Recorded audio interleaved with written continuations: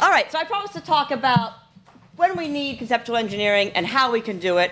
That was before I realized I only had 30 minutes. And I think I have more to say about the how we can do it problem, the implementation problem that's come up so much in this conference. So I'm going to shortchange the first bit and mostly focus on the second, and I think give you a somewhat more optimistic picture than what we just heard. So first, very briefly, when we need it, right? We've talked about this a bit. We got some of this in Dave's talk. There's intra-philosophical reasons why we need it, and a lot of the work in the history of philosophy on conceptual engineering can be seen as arising where you get puzzles, paradoxes, and other perplexities in our use of some extant concept. And then you've got some criteria of success that involve sort of dissolving the perplexity while also acknowledging where it's come from, right? Solving something like the meta problem. We've mostly been concerned with, and Herman's book's mostly concerned with the re-engineering. I think of this in terms of either trying to better serve an old function or serving a new or changed function. There's also, as Dave reminded us yesterday, kind of de novo engineering, where we try to create a new term to serve a new function. I want to also include under this heading elimination or repurposing, right? When we find that a concept is problematic and we aim to eliminate it from our repertoire and our vocabulary. And again, we need engineers for doing this too, for removing a building in the middle of the city or a bridge as we replace it with a new one. Okay, but let's focus back on what we want out of conceptual engineering. And that's come up at a bunch of different points in the discussion so far. It came up in Jared's paper yesterday and in Hartree's and Dave's comments on Herman's paper. So we can separate things out into two stages. I'm totally cool with that. There's a design stage of working out how we ought to think and talk, right? And hopefully that's what we philosophers are better at. Then there's this implementation stage, right? What Herman calls activism. I'm going to use the word implementation because activism suggests these ties with political causes, which are one of the things that are really important to do with conceptual change, but not the only thing. We might also worry about conceptual change in biology or physics or something like that. So I'll use the word implementation.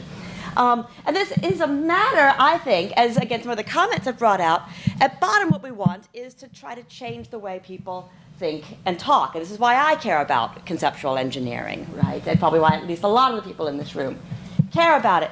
Again, I want to remind us that there's sort of two different levels of this too, right? There's issues about changing the way people think and talk within a discipline, within philosophy, how we think about meaning, right? Or within biology, how we think about species, within physics, how we think about space, right? Within the cool kids at my school, right? How we text, right? But then there's also aims to change how we think and talk in society more at large. And if we're looking to large-scale social changes, say in gender roles or something like that, that's more what we'll care about. But we can have successes at each of these levels. Okay, now we focused a lot in this conference so far on these problems for implementation, right? Both sort of theoretic and practical problems. But briefly, the thought that we can implement what we recommend or what we design in conceptual engineering requires the idea that concepts can be created and changed. You might think this is a big problem, right, if you think of concepts in a kind of Platonist fashion, right, as essentially having their intension and extension, right, or even either of these. This is Herman on Marc Richard, who seems to have something like this view. I won't read it out in order to save time.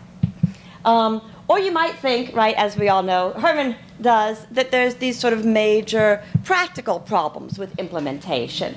Why? Well, he sort of generates it from externalism. It says the problem generalizes. As we know, he thinks that to figure out the current intention, you'd need information about the past, introductory events, and communicative change. But as he puts it, it is indisputable that we don't have this information and never will. So the mechanisms of reference change are not known to any of us and might, in effect, be unknowable. And it's an illusion to think that we can be in a position to effectively predict and implement changes. Now there's also this threat that Stefan Koch brought up yesterday, right, that if we really don't have control, conceptual engineering might seem pointless. I'm sort of more sympathetic to the point. I think it was David brought up in the discussion of his paper that, hey, it's still worth thinking about how things ought to be, even if you don't know how to get there, like in political theory, the design stage can still be okay. Still, it would be much better and more satisfying if we weren't totally hopeless about how to implement these changes. What I want to suggest is that we can at least make some progress on these implementation problems. First, by kind of changing the way we think about what we're doing. And this hooks up a bit with some themes from Jared's talk, right? I'm going to suggest that it's useful to think about ourselves, at least at the implementation phase, as involved in engineering or changing words more than concepts. And I'm also going to suggest a way of thinking about words, that we should think about words as abstract artifacts. Once we've done that, then we can get a leg up on the implementation problem by looking to some research done in other fields. We can get a leg up by understanding the work from historical linguistics about how words are introduced and how their meaning changes over time. Processes that, if they're natural, we might be able to exploit in trying to artificially institute these kinds of change. Right? We can also get a leg up once we see words as artifacts subject to norms in understanding how to change norms by looking to work, empirical work on how to change social norms. And I'll talk about both of those. Okay, so first of all, a suggestion. Let's think about words more than concepts. You don't have to get into debates then about what concepts are, right? It also seems, if we're talking about conceptual engineering and conceptual change, right, more appropriate, right? As Laura mentioned yesterday, the idea of a concept was introduced. It seems to be especially useful in philosophy for purposes in logic, for tracking something that looks like timeless validity of arguments. That's great. That's awesome. That's not what we care about when we're doing conceptual engineering, right? Words clearly, at least for most people, are historical human creations that come into use at a certain time, can undergo change, and so on. They're what we primarily live with and communicate with. They're also going to be our most direct target in implementation, right? We want to change how people think and talk. And if we want to get a new concept communicated to people, we've got to do it using words, right? One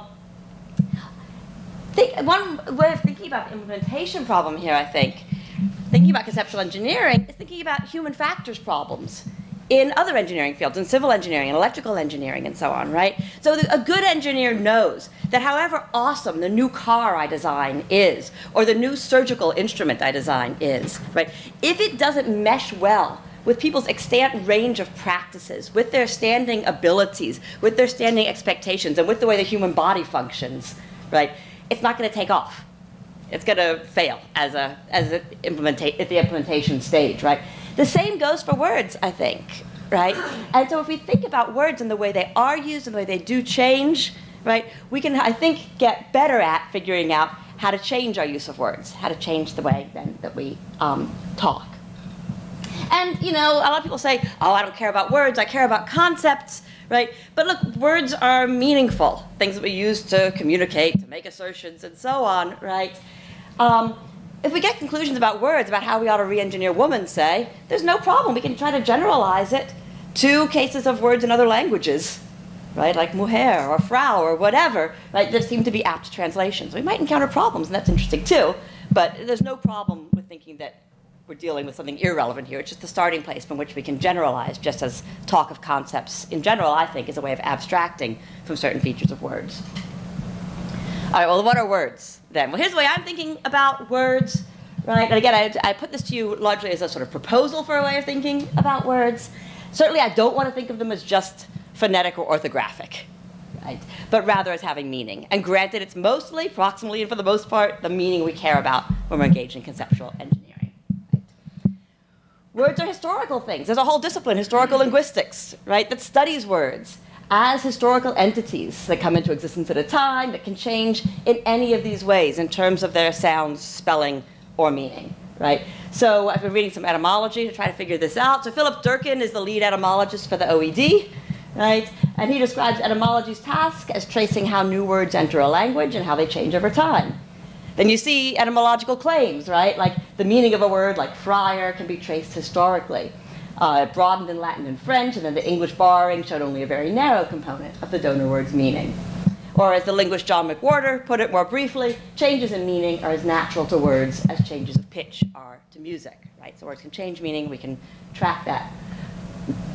Now this is coherent with the view of words that David Kaplan proposed in 1990, right, where he insisted that words change, that there's no metaphysically fixed form in either speech or spelling. There's spelling variations and pronunciation variations and all kinds of variations. Words are objects of the created realm, created by language makers. Right? Okay, so if words change, how do they change and how are they introduced? Again, we can get a leg up from historical linguistics on this. I'm just starting to grasp this field. Some of you may know it much better, but here's a few clues.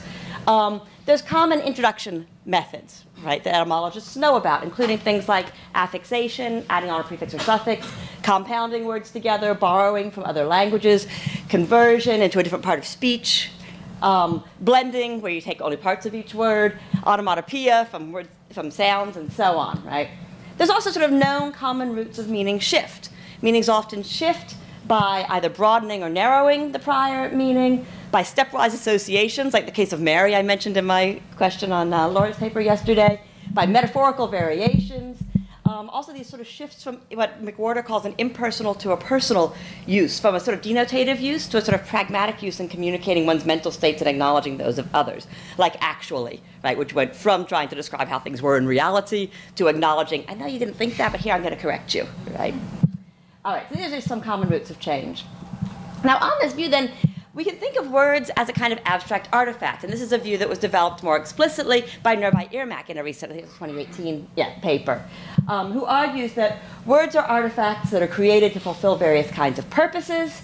They're abstract in the sense that they're not located in space. You can't touch it, though you can touch a token of it, obviously, or hear it, but they may have a temporal beginning, maybe even an ending. Now here he's drawing on my work on abstract artifacts in general, which I spent a lot of my early career developing, and suggesting that we need this category of abstract artifact to include things like symphonies and stories and laws of state and so on. So words would fit naturally in this category. Now thinking of words as artifacts, I think, has its own uses. As I argued in sort of my most recent paper, I did a lot of work on artifacts also, like 2014, that if we think of public artifact types, which words should clearly be among, right, here's a couple of important features. They typically have a function, right? Chairs, cell phones, forks. They have a function. The function can evolve through our use patterns, or it can be intentionally imposed by a maker or some interesting blend of these. The function can change over time, as the function of the pill Viagra did, for example, a good example. And appeal to the function typically serves as an important measure of success in an artifact. Does it fulfill the function, right? Another neat feature of artifacts that I call attention to in my 2014 paper, basically building on Heidegger here, is that artifacts have norms of use.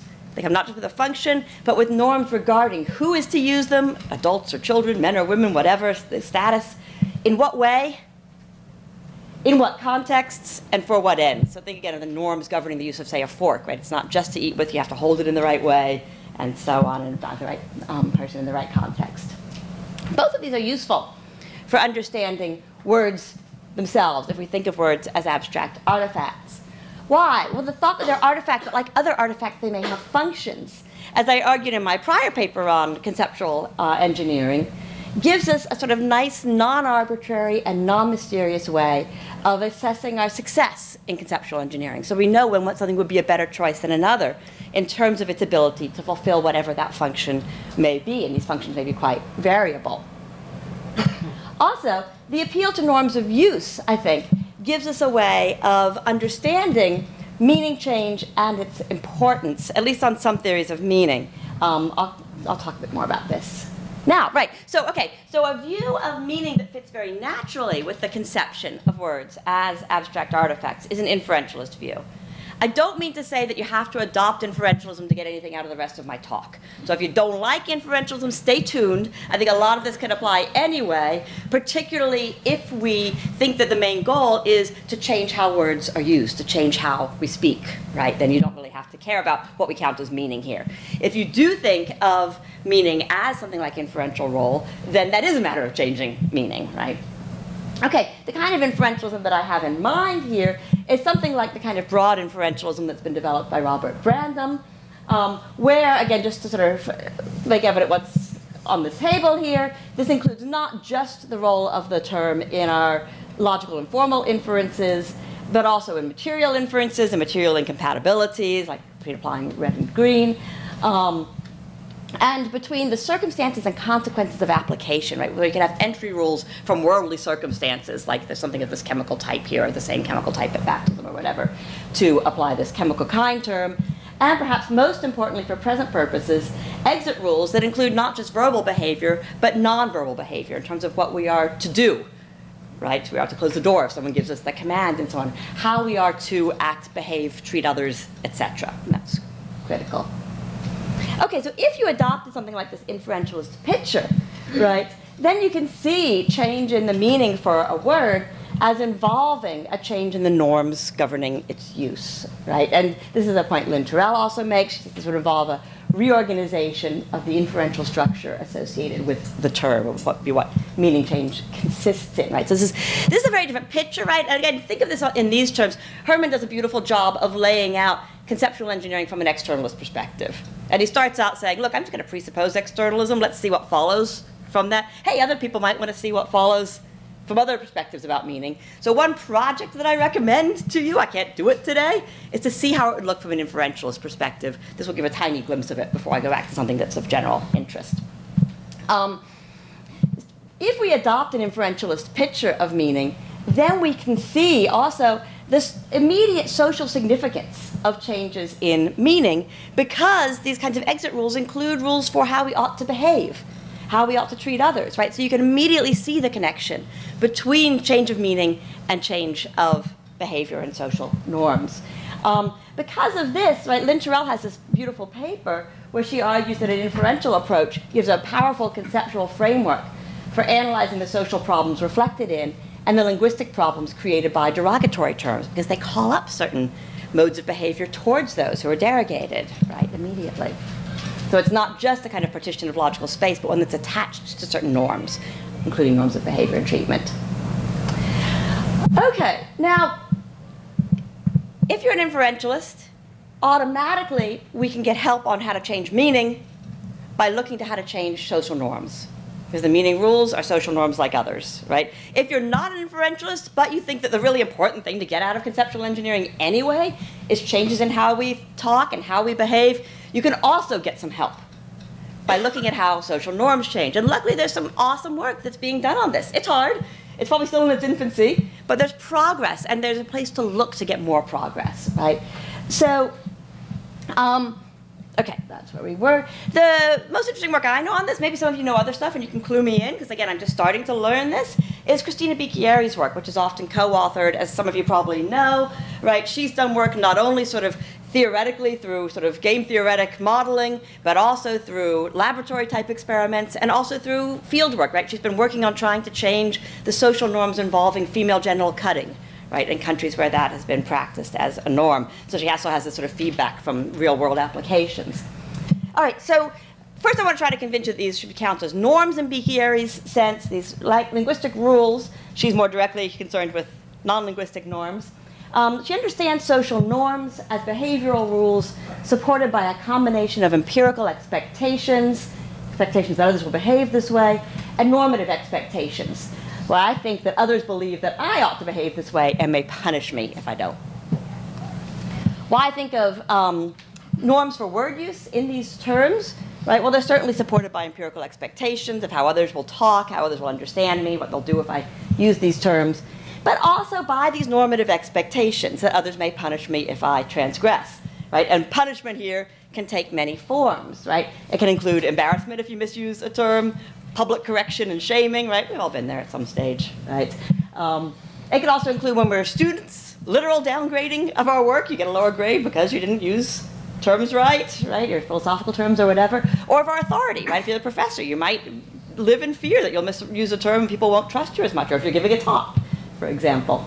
There's also this sort of general phenomenon. It's not just informal authority things, but of social outgrouping, right? Rebecca Kukla has this really interesting work on the role of linguistic norms in establishing social in-group, out-group relation. And that's not just for, biology grad students or professional philosophers, but for who's in with the in crowd in your high school or your gang or whatever it may be. Okay, so that's my case that these norms, these rules for linguistic use can be understood as social norms in Bicchieri's sense. How can we work to change them, right? I'll go through Bicchieri's story first and then talk about how to apply it for the language case. So Bicchieri and Mercier together say we can devise specific interventions to affect norm change by acting on the expectations, right? These normative expectations that are key, that support the norm, or creating new expectations. All right. They identify some relevant factors for the norm in order to help contribute to success, right? The target norm has to be not too distant from the existing social norms. And there should be a viable alternative to the norm that is to be changed. Think of Ms., right, the example Sally just brought up, right? So it's not too far from saying Miss or Mrs. It's not like you tried to prefix all women's last names with Gapochnikov or something like that, which probably wouldn't have caught on, right? It's close to those, and it's an alternative to saying Miss or Mrs., right?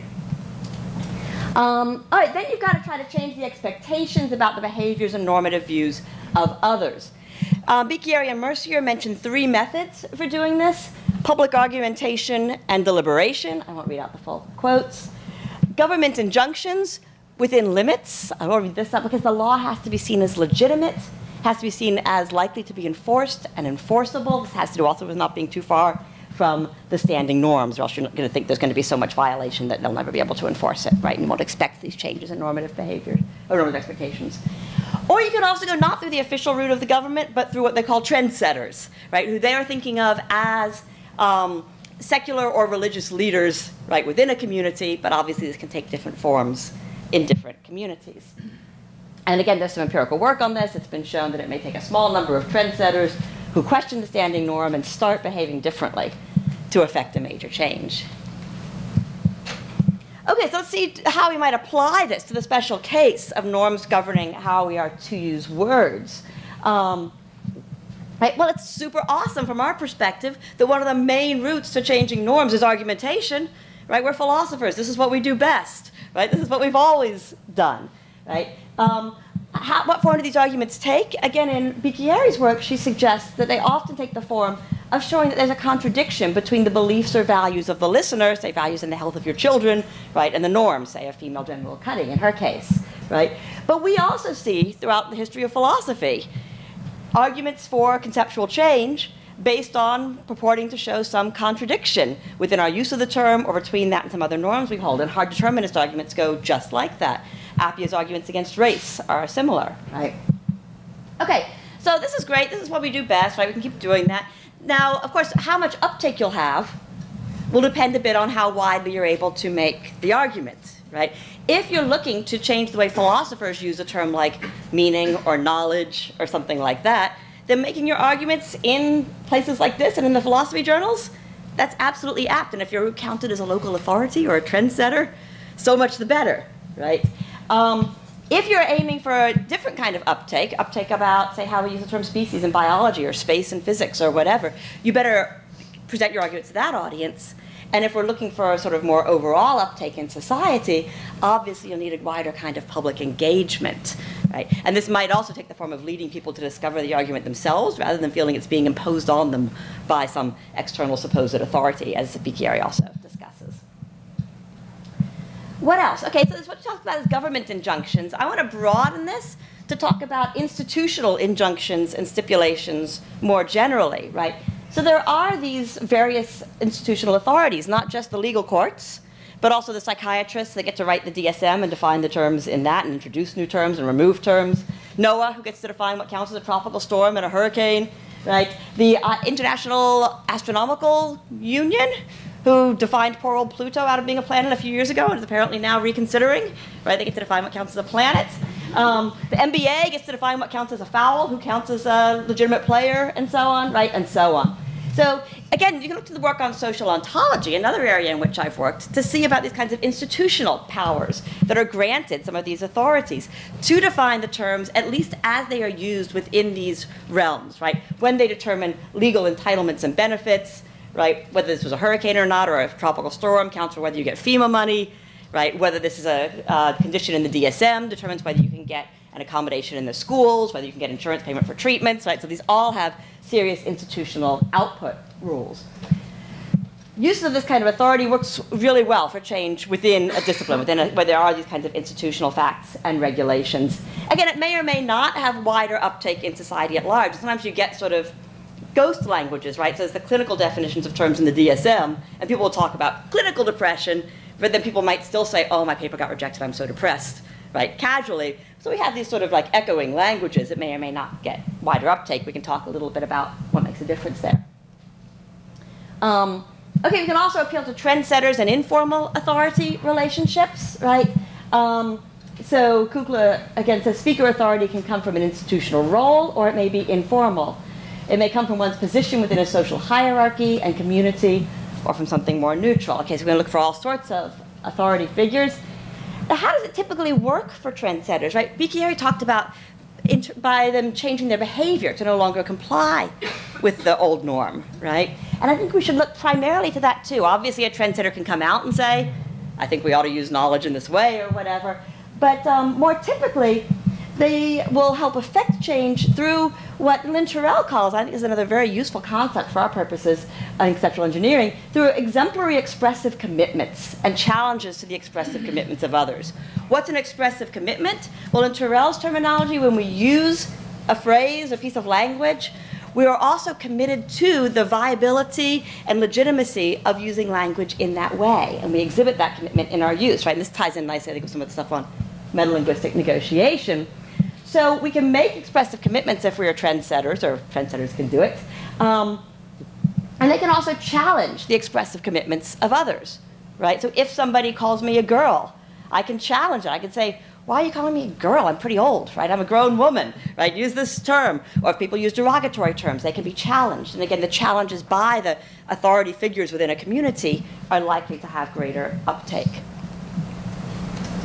Okay, but we can still talk about how to improve our chances of success. Again, think about kind of human factors engineering here, right? One factor that Bicchieri appealed to is if you want to succeed at changing norms, the new one had better not be too far from the standing norm. You can make maybe stepwise changes, but you can't expect to overturn everything at once, right? And so Herman says, look, we can't even expect the law courts to change the meanings of terms. The Supreme Court redefined person as a corporation. That was a total failure. Yes, that was a total failure.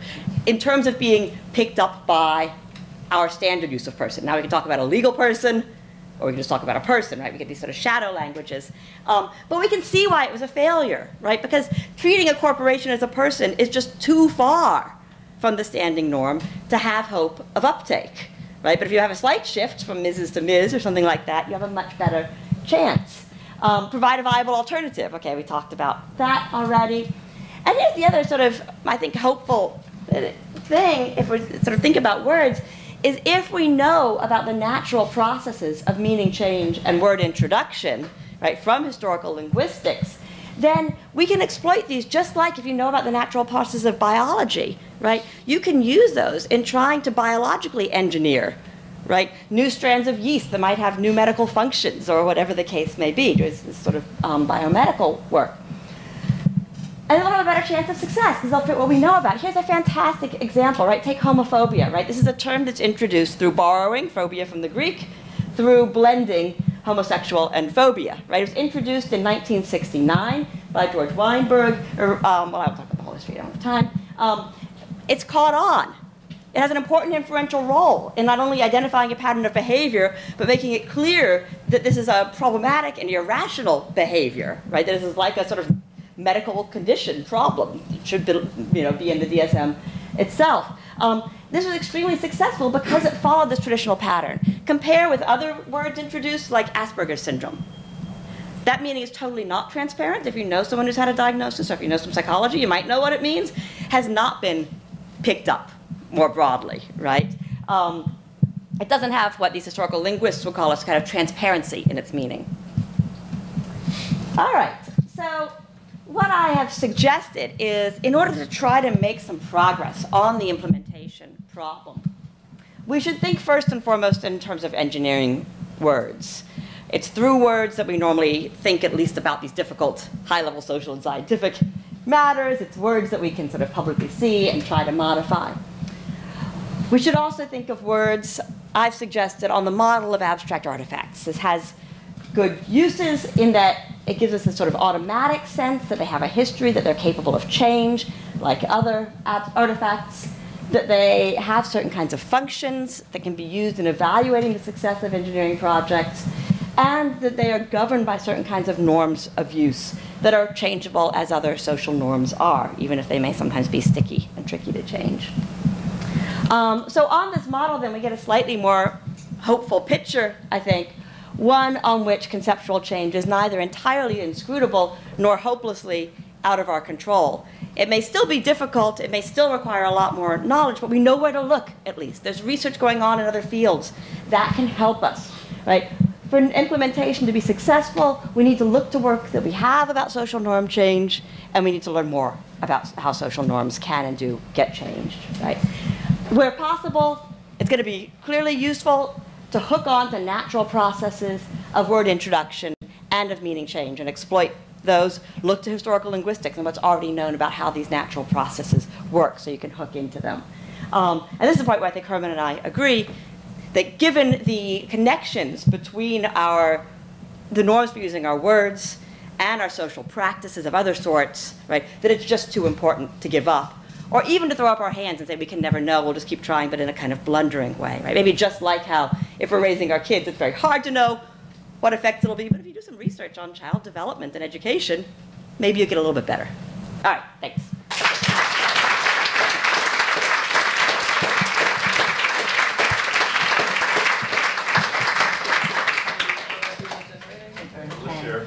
Okay, perfect.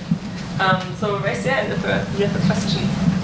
And I'll just go, yeah, we'll use a randomizer again. 1, 2, 3, 4, 5, 6, 7, 8, 9.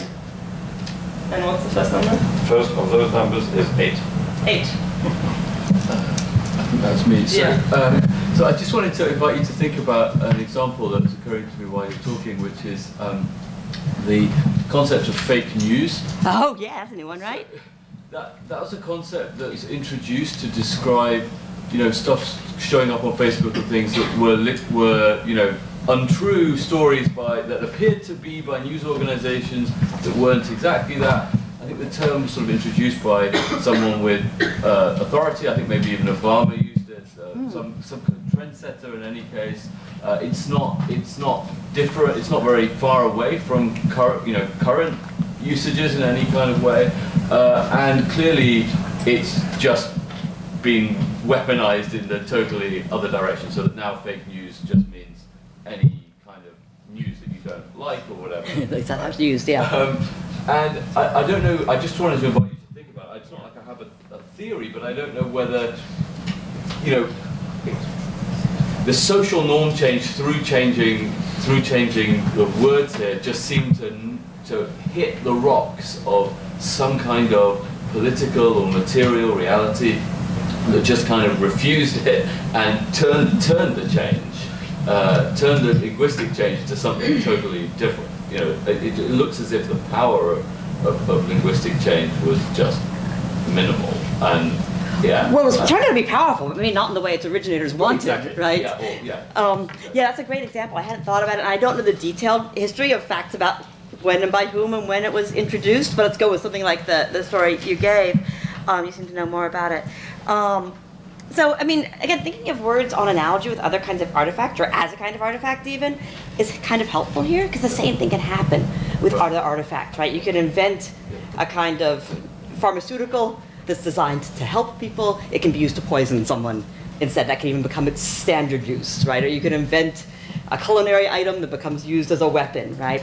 So we have a kind of misappropriation. I think what's gone on in this case, at least gives us the tools to analyze what's gone on, is that you take a word that was introduced with maybe both a descriptive function and a sort of dismissive function, like don't listen to that, don't count that as authoritative, right? And what seems to have happened there is that the descriptive function that would say the entry rules are, if it's not properly sourced, it's not from authoritative news organization, whatever, then count it as fake news and then dismiss it. The entry rules have now been disregarded. And at least as used by Trump, it seems to be, if it's against me, I don't like it. He employs this term, violating the original entry rules, and just with the dismissive exit rules that say, pay no attention to the man behind the curtain, right? So we can at least analyze what change has gone on in that case. And now what do we do if that's the case? I mean, it's become so common, it's become just a punchline of jokes certainly among liberals, right? Oh, that's fake news, right? As if, because Trump's using it so widely. It may be that it's become so entrenched now in this purely dismissive use without any rigid entry rules, except for Trump doesn't like it, that we do best to get rid of it. So now we have this kind of revisionary engineering problem. I guess the norms are still somewhat in flux. I think a lot of Trump's critics would criticize his use of it, say it violates the original use, but maybe it's become now attached to these standing rules that just say, use it as a dismissive. Okay. Herman is next. Actually, I think it is connected to this first question. So I'm thinking, on your view, these norms, how trapped are we by this? So I'm trying to imagine a society where everything goes the wrong way. Yeah. It just gets more sexist, just like this country, and more, Yeah, you don't have to imagine, right? Things are just not going well at all, and these Yeah. norms going the way Yeah. they want.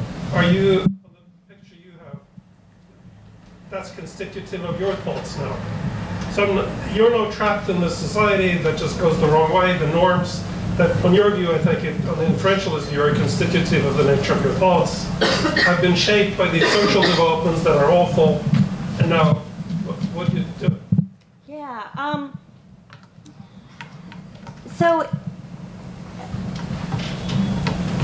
I might want to, at this stage, sort of refer to some ideas from Sally's talk, right? I mean, I think the hope would be, at least, that this kind of framework might enable us to articulate why some of the concepts we're stuck with are problematic, why they lead to problematic inferential roles, say from entry rules that involve the color of someone's skin to exit rules involving ways they should be treated as less valuable, given fewer privileges and so on, right? If we can start to get explicit and understand what the rules are, we might have a better chance, if we combine that with some knowledge of how social norms can be changed, of trying to change them, or at least trying to not let them sort of implicitly affect so much how we behave and act, trying to sort of put a halt on it. So, and I think this is the case for other social norms generally. The more I can see my behavior as brought about by an internalization of social norms of, say, how women are to act. I'm apologizing for everything I say, right? Or tagging my comment or something, right? The more I can aim, at least, to try to become self-conscious and to try to change that in myself and to highlight it in others and try to change it. So I think there's some role, I think the same with what you're talking about, right? The sort of unmasking project that might be a necessary precursor sometimes to change. Super grateful. Are you committed to those norms? Are those norms governing you? Those bad norms, or can you free yourself from them? It sounds like you're sort of quoting now, so I'm not going to use it anymore, but insofar as you're using it, aren't you buying into the norms? So I think when we speak a language, if I use these terms, right, then we are sort of committing ourselves to the viability of that way of speaking and to being bound by whatever the public norms are, right? This is part of why we try, and this connects with something in Laura's talk, I think. Yeah, so I think, and I liked a lot of what you had to say, all of what you had to say about the disease management, right? So we may still have to, we can become reflective and figure out what norms this binds us to. And then we have to make some tough decisions. Are we going to just drop using the relevant terms? I mean, sometimes that's an easy and obvious thing to do if it's pejoratives. If it's a term like woman, it's a little harder, right? Are we going to make public what the problematic nature of these commitments is, but go on using them? Are we going to aim to change them? We might still have a different kind of speaker meaning that involves trying to use them with different norms that we can hope will catch on, but yeah. Number 2. All right, speak. So I find it great that you're looking at historical linguistics. I think that's an incredible resource to understand how words work and how they change across time. I do worry, however, that when historical linguists, as well as social linguists and a bunch of linguists, with the exception of semantics, maybe semanticists, when they talk about meanings, they don't really talk about what philosophers mean when they talk about meaning. In social linguistics, when people talk about meanings, they're going to include associations. They're going to include what some philosophers would be would call connotations, all that kind of things in the, within the scope of meaning. So I think there's a disconnect here between what the interest of this brand of linguistics and what Herman is really interested in. So I do worry you want to be careful when you bring one to bear the other. Good, that's a totally appropriate caution. I mean, I think also, though, we have to acknowledge when we're doing conceptual engineering that one of the things up for grabs is what notion of meaning ought we to be using. Absolutely. And if they've got some, we ought to look at them and see if that's going to do better for our purposes. And, yeah. But thank you, that's a very helpful caution, yeah. Number 9. That's me. Yeah, so you formulated these things in terms of strong inferentialism or broad inferentialism, and it seems to me very plausible that an inferential transition is one that we're justified in making only if there's a reference that makes it truth-preserving. And so this model of approach really seems to me has to be integrated with a conception of reference and what properties you're referring to. What's wrong with a huge number of racist, xenophobic, homophobic terms is there is no property that would make these transitions truth-preserving. Somebody comes to such and such country that they're stupid or they're prejudiced or whatnot. So I very much approve what you're doing, but it seems to me it needs integration with what we're aiming at in making these assertions and what we're answerable to in making these inferential transitions. Yeah, I would like to do that, and I think the best versions of inferentialism do that. I mean, so Brandon tries to build back, reconstruct the notion of reference, and of what are the reconstruction, but I think it needs to be integrated with an independent notion of reference.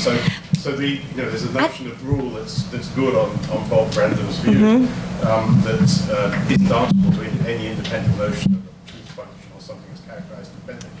I think it's a defect of an alleged set of rules if there is no reference which is truth preserving. In fact, it's really problematic what you're saying. To me, I think that depends on which sort of terms we're talking about. That is, I mean, there's some terms that seem to have rules of use, logical connectives. No, they need a truth function. For example, sorry? They need a truth function. There's something defective. Okay, yeah, but not a reference.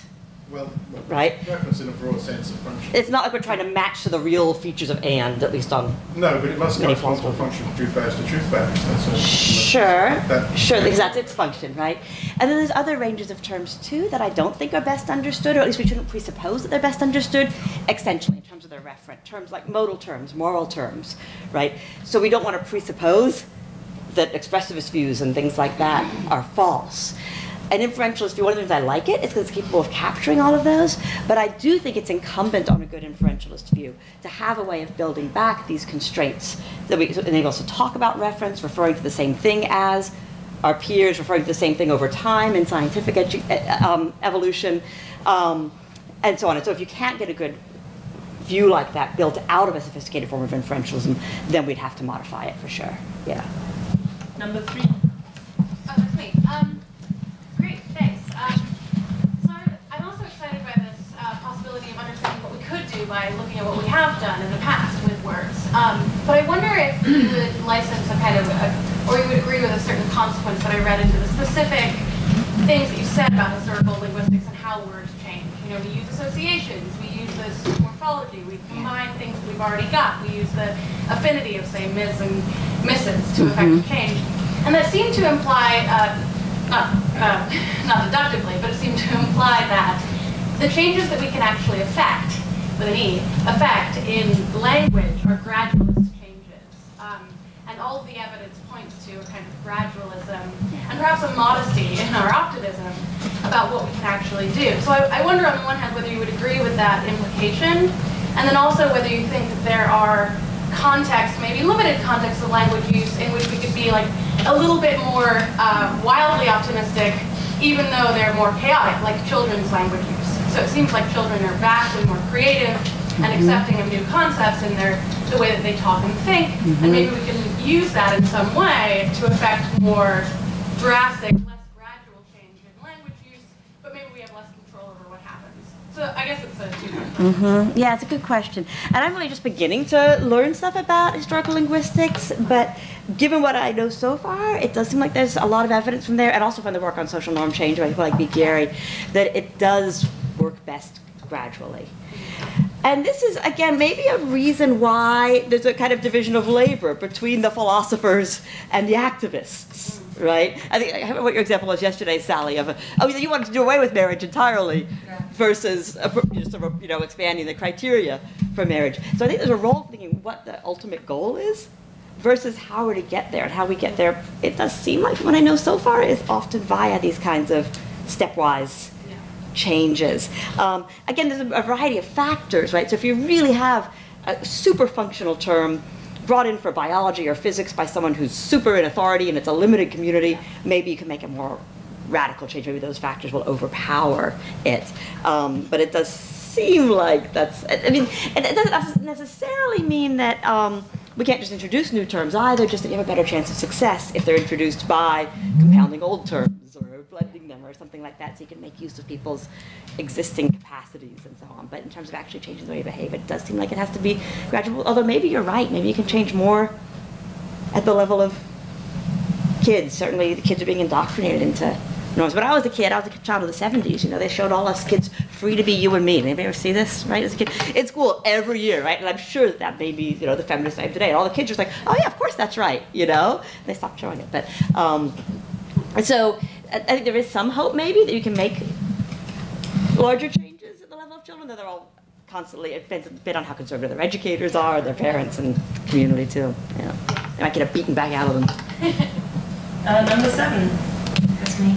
Hi, Amy. I'm really sympathetic to so much of what you're suggesting in a kind of meaning holism. I don't want to go so far as inferentialism probably. But I would like to express a bit of caution about theory. Oh, uh-huh. So theory has a conception of social norm where it's a norm that you conform to because you believe that others expect you to conform to it.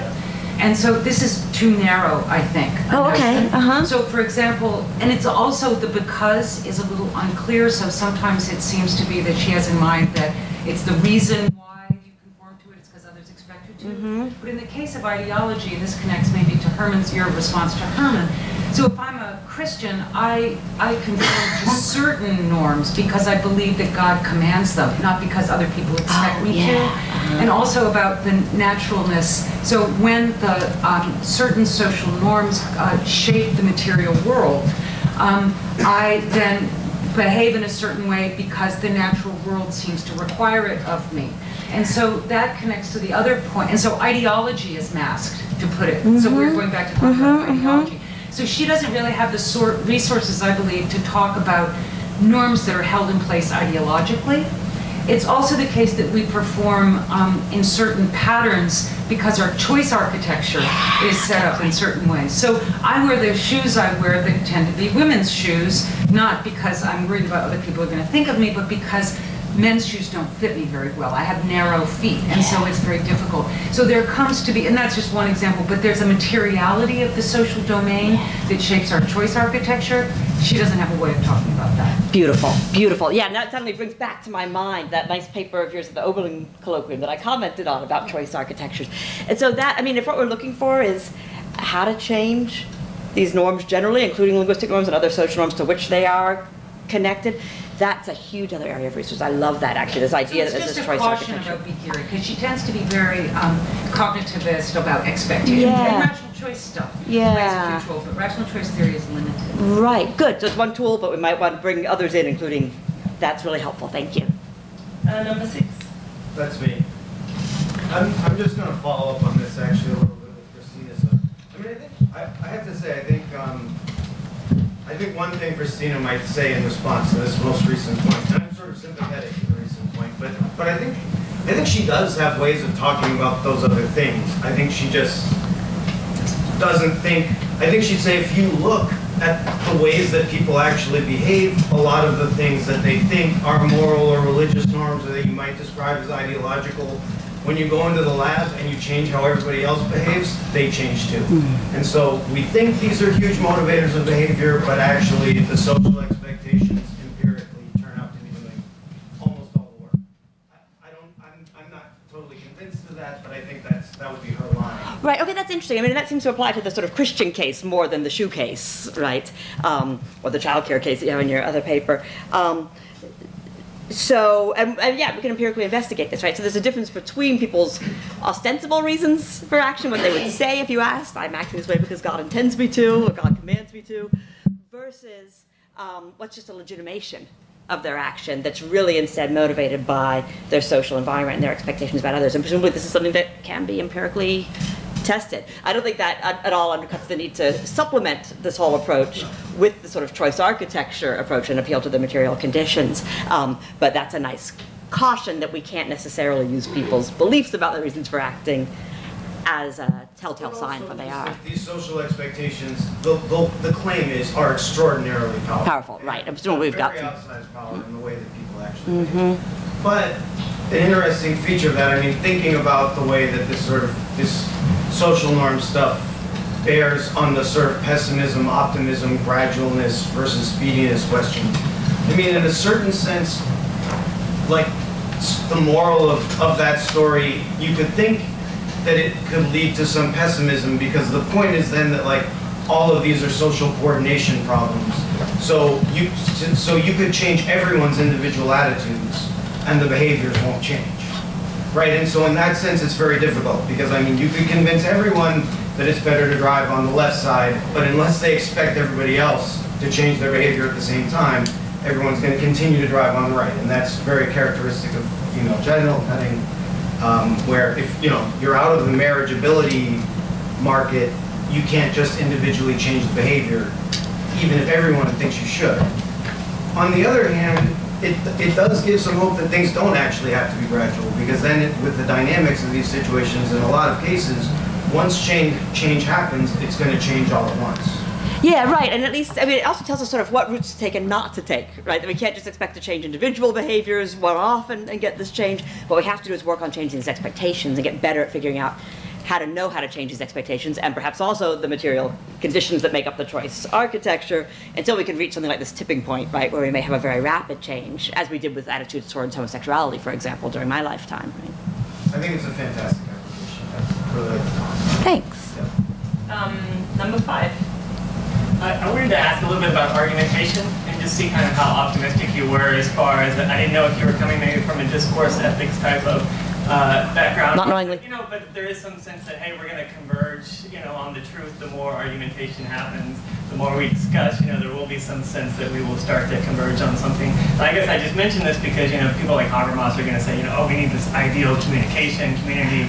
And I just wondered if you just start having the same stuff all the way down, meaning like, oh, we can't agree on what's ideal, or, we're using these default, or, in some way defective concepts, to make our arguments, and therefore, we're not able to kind of fully communicate. And I guess I'm thinking, since Nietzsche's been, mentioned so much about this, what he's kind of, the skepticism that he's, talking about is like, hey, what concepts do is they only bring out, the least common thing that we can communicate. They miss out on all that, unique stuff or all the individualized stuff. He actually thinks we have to have an individual psychology, that we can't have all these sort of generalized things. But anyway, if we're getting to the point where concepts are really just, not helpful, what is it about this communication that's going to somehow be helpful? Like, are we really going to be that optimistic about what we can do through argumentation? Like, can we arrive at some kind of, solution to a problem which seems to be very much a part of communication in general? Yeah, so the role of argumentation that Bicchieri is appealing to, which is what I was sort of just piggybacking on there, is not so much in trying to arrive at the truth or arrive at a total way of living together or something like that. It's rather that, and they I think did it mostly in small group settings or small public meetings, that it's a way of making public the expectations of others. So people all sort of come to agree that we're going to cease the practice of female genital cutting, right? And this is public in a way that you can expect them to follow through on it. There's extra problems with that one because you're not supposed to talk about it either, and there's powerful incentives to not follow through. But in sort of less sensitive cases, you can imagine it working better, right? That the role of this public argumentation is supposed to be primarily a way of exposing the expectations, including the normative expectations of others, so that now I expect what you'll expect and so on, in a way that we wouldn't if we were each in our own private houses. And you can see this going on with argumentation about words too, right? We get these dialogues in the New York Times or something about what terminology ought to be used for various kinds of cognitive disabilities or whatever it is, and what's the New York Times going to use, and letters to the editor about what they ought not to use, right? That's sort of a surrogate in our case. It doesn't play the same role as up close and personal. And of course in our philosophy classrooms we talk about what concept of knowledge or meaning or whatever we ought to use. So it's more that, and more it just has the role of trying to expose these expectations, make them public. Number 4. Hi, Dr. Thomasson. Thank you for the talk. I really appreciate your focus on words and also your optimism. I have a word that we as philosophers are all uniquely in a position to conceptually engineer. The word is philosophy. Yeah, good one. Mm-hmm. So 2,000 years ago, philosophy had a real normative import. Philosophy and philosophers were people that were oriented toward learning and other intellectual virtues. And nowadays it means something entirely different. What does it mean now? People that like to argue. They don't agree on anything. But one thing that we all do possess is this orientation toward learning, and we do you all possess intellectual virtues, open-mindedness. There's many people out there that we want to become, that we want to teach. We need to have open-mindedness to be open to any other type of conceptual engineering. I'm just curious your thoughts on that. I guess one more point is for all of us who teach philosophy, we teach in the first day of introduction course that philosophy is the love of wisdom, and then that's it. So perhaps more thinking of ourselves as people that are oriented toward learning. Yeah, so that's not it for me, right? I teach philosophy as the love of wisdom, and calling on this etymology is a way of sort of reinforcing the sort of source meaning of it and so on. But this is actually a project I'm really interested in. This is part of what got me into conceptual engineering, because I think philosophy is a term that's ripe for a kind of re-engineering that we all have a stake in, and maybe some authority for even. I mean, part of the reason, right, is it started as this general love of wisdom that was everything, including what would now be treated as all sorts of sciences, right? Natural sciences and social sciences and so on. And as they split off, it's become no longer clear, at least to the public, what there is for philosophy to do, what's left for philosophy, if it's just idle wrangling over words or people who like to argue or whatever, right? And so you see these big criticisms by people like Stephen Hawking saying, philosophy's dead, science has taken over, right? So I think there is a real challenge for us to re-articulate how we ought to understand philosophy. And I've been trying to do that. A lot of my prior talks on conceptual ethics are exactly that, and I've got a very radical view that I'm sure very few people in this room will agree with, but I also do this in my classrooms, is to try to suggest that what philosophy can still legitimately do is to engage in this kind of conceptual research and development, figuring out how our concepts work, trying to untangle problems with our concepts, and figuring out what concepts we ought to use and language to think and talk about the world. And these kinds of normative questions especially are ones that everybody recognizes the sciences don't just automatically have all the answers to, that you can't find the answer in the lab or in the field, right? And so I've been trying to promote that as a virtue of this way of reconceiving of philosophy, but last I heard it hadn't, caught on yet. Any more questions? Oh, okay. We haven't heard from you yet, I think, so I'm gonna go with you first and then Jared. Nice, thank you. Yeah, so I kind of wanted to follow up on that because I like that optimistic note. But during this talk, I've been thinking a little bit more about it. And there seems like there's a bit of a danger in sort of importing the task of philosophy as conceptual engineering, which is that you might find out when you look at these kind of actual empirical factors, what changes meaning, that it's not very philosophical concerns that the everyday person is open to. So for example, one thing that I didn't see listed up there was propaganda. It seems like that's an incredibly potent tool for changing people's conceptual apparatus, and yet we wouldn't want to be engaged in that kind of undertaking. So it seems like there's a kind of danger where if the real goal is to change how people think and talk, it might not actually be philosophical approaches that are the best way to do that. And if that's the case, then it's dangerous to kind of equate philosophy with doing that, because it might turn out philosophy is not even the best approach to its own game.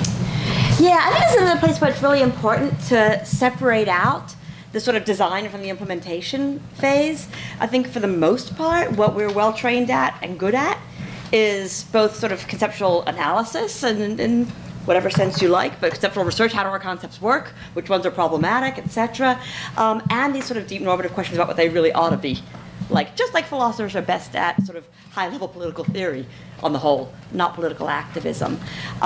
So if what we want to do is implement, we want to know it's possible, we want to team up with people who can do it, right, where it's something that's public, not just a term of art or philosophy. But you're right, I mean, and this is a point I think that Herman made in his talk too. It's not necessarily this kind of engaging in this kind of change isn't necessarily within our skill set, right? But we can at least know where to look for help, right? Of course, the people who want to change society for what I would consider the worst, they can look to that skill set too and try to use propaganda or the methods of Beakieri or material change or whatever to change in their way. These are tools that can be used for all sorts of different purposes. But agreed, I mean, I think that the role philosophy can play within conceptual engineering is largely in the kind of design phase, but I wanted to sort of speak today a bit to the possibility of implementation to make it not seem so hopeless. 30 seconds for Jared's question. Yeah, so I'm wondering how on this inferentialist picture, conceptual engineers have any activity to do that's like causally prior to social engineering. So imagine you thought mental content was this. It's like a thing in the belief box. So here's a picture of what conceptual engineers do. They fiddle around with the belief box, wind people up, let them out in the world. They behave differently. Yeah. But now on your picture, it seems like, okay, the stuff we're changing is just this like weird reification of social norms into these linguistic networks that they're involved in. But it doesn't seem like there's any like interesting causally prior work for the conceptual engineer to do, other than merely changing the social norms. Right, so like, what do we do to make like the terms associated with homosexuals less derogatory? Well, all you can do is change the social norms, right? We're not like fiddling around with people's brains and making different emotions come out. We're just changing the social norms. So it seems like conceptual engineering just is no longer distinct from work. I'd like to hear how it's still a distinct project from just being social engineering. Well, I mean, I think there's a distinct design phase and an implementation phase, right? The implementation phase is a kind of attempt to change social norms, which I think is what we want. The design phase is to ask how we ought to think and talk in order to do better biological research or to have a more fair and just society or anything in between, right? So again, I think the philosopher's work is largely on the design side. We can learn something about the implementation side and think it's not hopeless. And I'm not against the, trying to change people's minds. I just know less about that. I don't tend to think in terms of fiddling around in people's belief box. I don't really know what that means, and maybe some psychologists could help us talk about that, and I'd be totally open to that. I started from words. I could get more of a grip on words, but I'm not against the psychological approach either. Let's take